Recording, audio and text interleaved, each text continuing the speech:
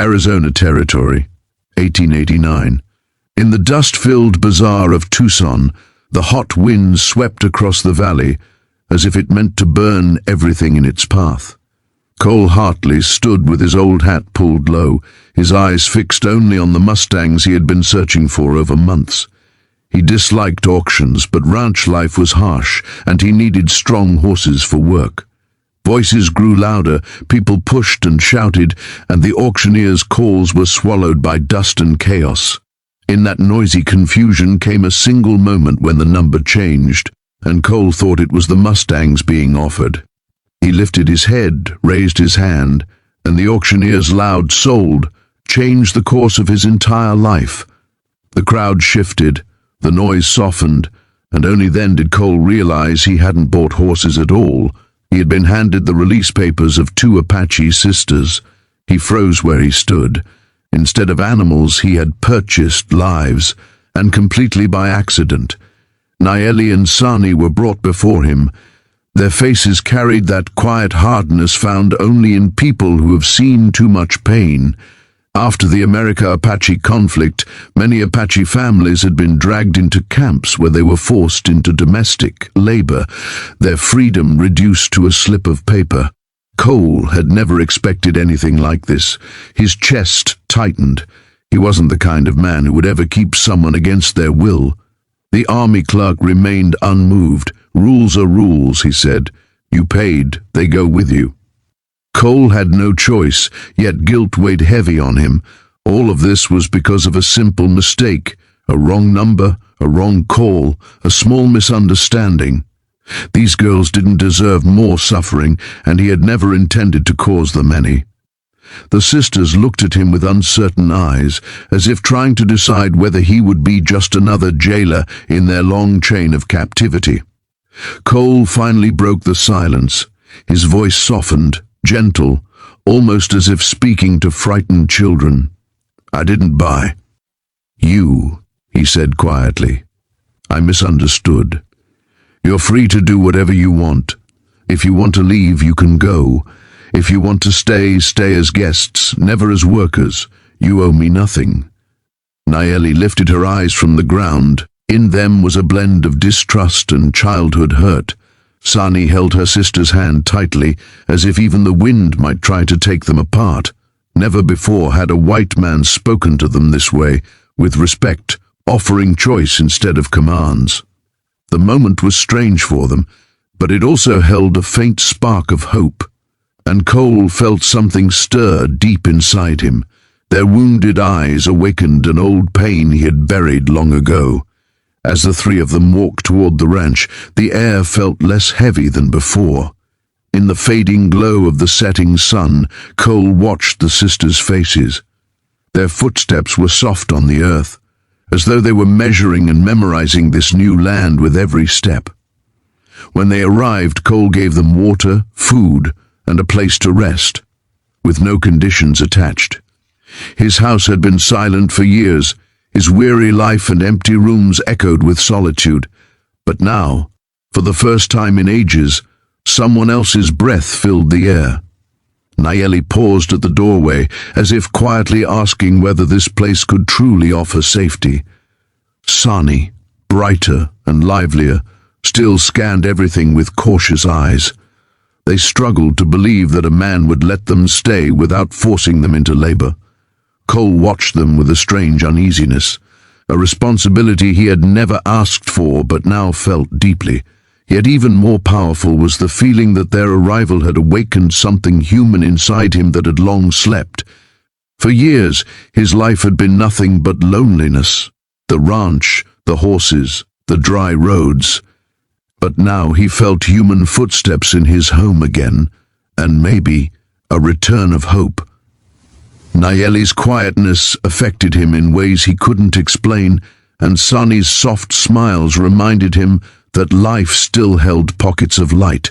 Later that night, sitting on his veranda under the spreading moonlight, hearing the faint whispers of the Apache sisters inside, Cole realized something unmistakable.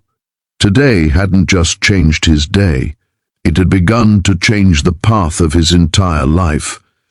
The Arizona night was unusually cold, the half-moon scattering pale light over the rocky ground where Cole had walked alone to fetch water.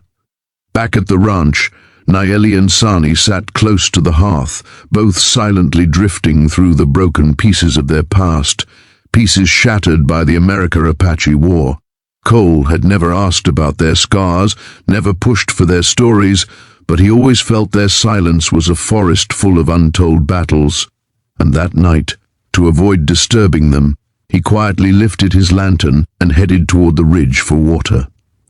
He thought there was no danger, but Arizona valleys never played fair. Cole had just filled the bucket when a strange tension brushed through the air, like the prickling sense of unseen eyes watching from the dark. He turned, scanning the brushwood, his lantern trembling slightly.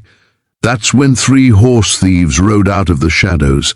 Their eyes were hard and hungry, the kind of hunger found in men who lived beyond the reach of law. "Hand it over, cowboy," one of them said coldly. "Horse, gear, whatever you got." Cole gave a faint, steady smile. He'd grown up in rough situations like this. But tonight something about these men felt different. Their hands rested on their guns, and their intentions were clear. They weren't planning to leave him alive. A heartbeat before the first gunshot. The air split with a sharp crack. Clean, fast, silent as a ghost's warning. A single arrow flew from the brushwood.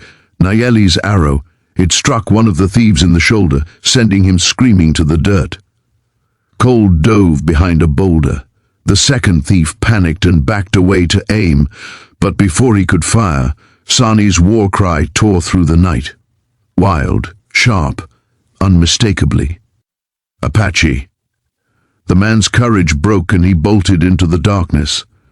The third thief, the biggest of the lot, tried to steady his gun at Cole, but Cole fired first, hitting the man's hand and sending his weapon spinning. He jumped onto his horse and fled into the desert.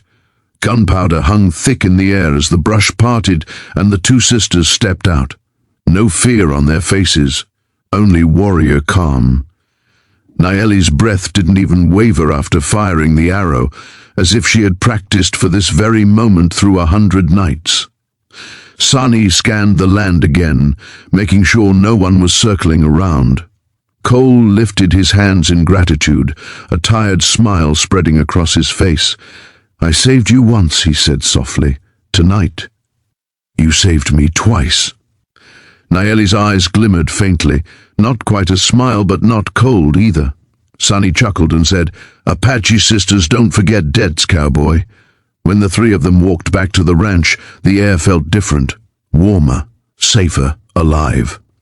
Cole laid out a blanket near the fireside, and for the first time in years, the house filled with something he hadn't felt in forever: gratitude, laughter, and the breath of living souls. Cole finally asked, "How did you learn to shoot like that? To survive in the wilderness like soldiers?" Nayeli answered quietly, "We are daughters of our people. Survival is taught early." Sani added with a grin, "And sometimes you gotta save a cowboy too." As the night deepened, Cole served them food. For the first time, Nayeli's silence didn't feel like fear. It felt like acceptance.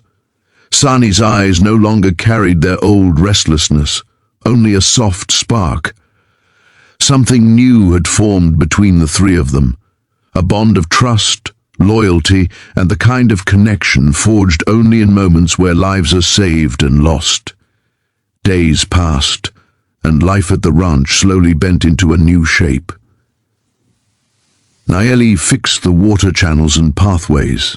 Sani learned to train the horses and told Apache stories at sunset.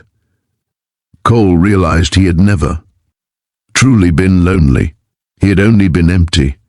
And now, with these sisters becoming part of his days, that emptiness faded. One evening after sunset, Cole stood on the veranda. Inside, Nayeli was filling the water pot. Far beyond, Sani checked the horses one last time. For the first time, Cole understood something. A home isn't 4 walls. It's the people who fill it with light.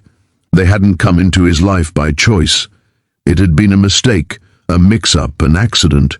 But now he understood something deeper. It had never been an accident at all. It was destiny.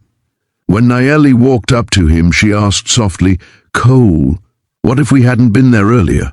Cole replied, "Then I wouldn't be alive. And if you both weren't here now, my life wouldn't be alive either." From the distance, Sonny called out with a smile, "Then maybe this was meant to be." And so, under the cold Arizona moon, a night that once echoed with loneliness, now breathed with 3 lives, 3 stories, and a bond that felt like the beginning of something far greater. That night didn't just change Cole's life. It changed Nayeli and Sonny's future as well. They were no longer just 3 people. They had become a small, unexpected family, learning to live, trust, and heal together in the wild valleys of Arizona where pain lived. But love always found a way.